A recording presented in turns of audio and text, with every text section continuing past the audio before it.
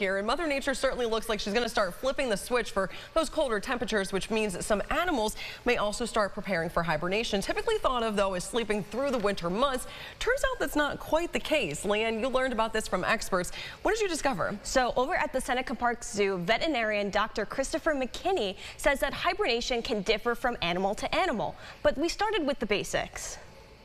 It's a state of decreased metabolism that an animal goes through when conditions aren't great. So around here, that would be our winter period, where animals, everything just slows down, their heart rate, they don't keep themselves as warm, they don't breathe as much, their whole body just really slows down for that whole period. But it can look very different depending on the animal. Like the groundhog will spend nearly the entire season with their body near freezing and their metabolism shut down, only waking every few weeks to occasionally snack, while bears, on the other hand, Bears have a very light sleep. They actually don't eat at all through their entire hibernation, but it's a much lighter sleep, so if something were to happen, they can wake themselves up from that. Like bears, bats as well will try to build extra fat stores to keep them going through the winter since they're not eating. It's this type of behavior, too, that gives us the National Park Service annual Fat Bear Week contest to see which bears have packed on the most pounds for the winter ahead.